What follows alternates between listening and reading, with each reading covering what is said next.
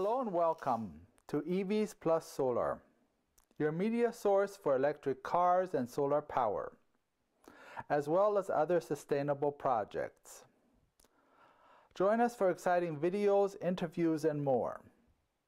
Enjoy this episode.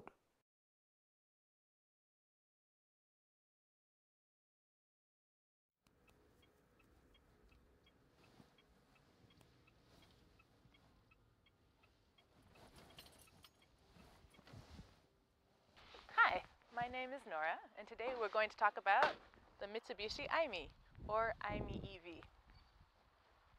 This is a 2012 model, and my family has been leasing this car since about March 2013, so for about a year. Talk a little bit about the exterior, because it does have a unique look, and go over some first impressions. Every time I have driven this vehicle, people have always taken a second look, and that's mostly because it does look a bit futuristic, or maybe like a bug, depending on what you're thinking. But it does have definite unique style. So let's see how much room is in the back.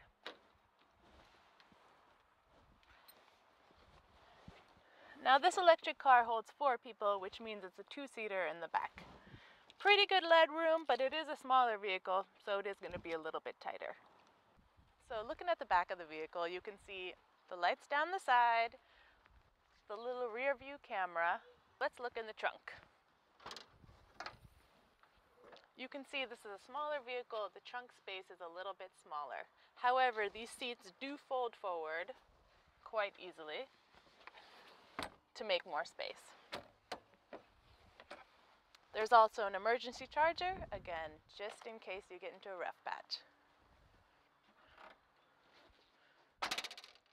If we want to look under the hood for the iMiEV, it's a little bit different than most cars you might be used to. First of all, the latch is over on the passenger side, so that's the first thing.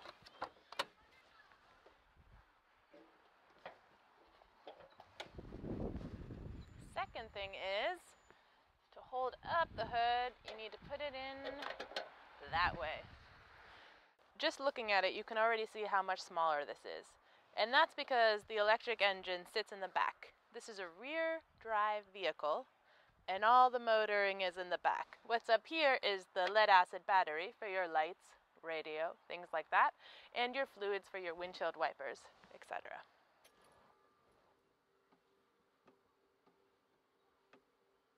For this vehicle, it's a little bit different from the other ones in that the charging port is in the back of the vehicle, kind of like where your fuel tank would be. For your charging ports, the standard charger is on one side and the quick charger is on the other side. To pop them, your quick charger opener is right here, and your standard charger is right here. So these again are your standard chargers, and they basically plug straight in. This probably feels the most like fueling up your regular vehicle.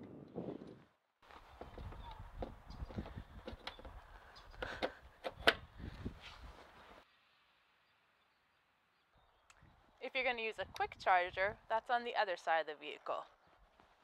But same principle. Pop the lid,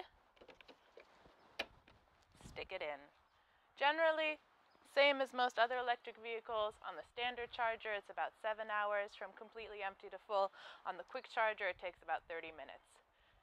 Now the Mitsubishi doesn't have indicator lights on the outside, so you don't exactly know it's charging except for from the inside. That little red light tells you that the vehicle's charging. So let's take this Mitsubishi on a test ride and see what it can do. First things, buckle up.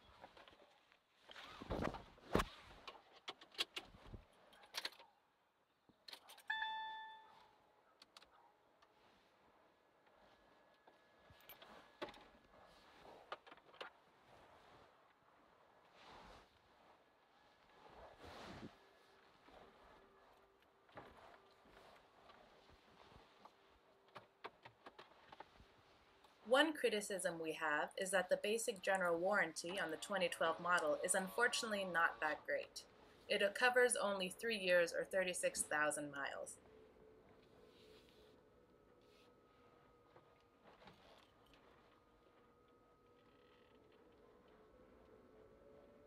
So on the Mitsubishi you can see a pretty simple display, but it tells you everything that you need to know. The Mitsubishi MiEV, originally named iMiEV, which was changed with later models, has a 16 kilowatt battery pack with a range of approximately 55 miles per charge at highway speeds. We are estimating those to be 57 miles per hour. We're going to turn on the state route so you can see a little bit of the pickup, because the speed limit is just a little bit faster. This vehicle would greatly benefit from cruise control for ease of driving and also for energy preservation, as well as a charging timer within the vehicle itself. The remote control is not very functional.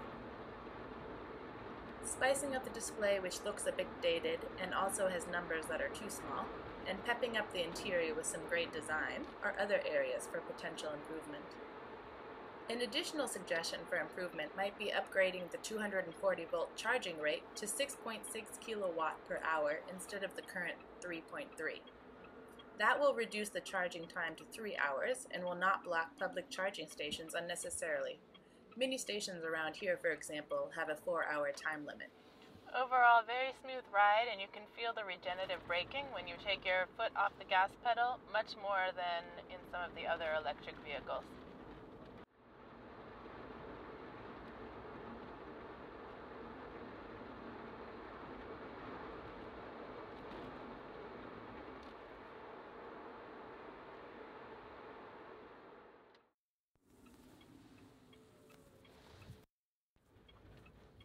It is one of the smallest battery packs, but has a highly efficient electric motor in the back, making it a rear-wheel drive car.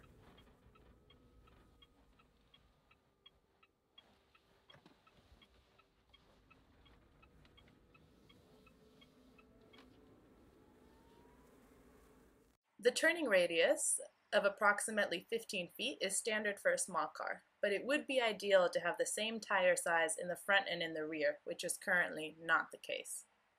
Thanks for watching, and have a safe and smooth ride into the electric future.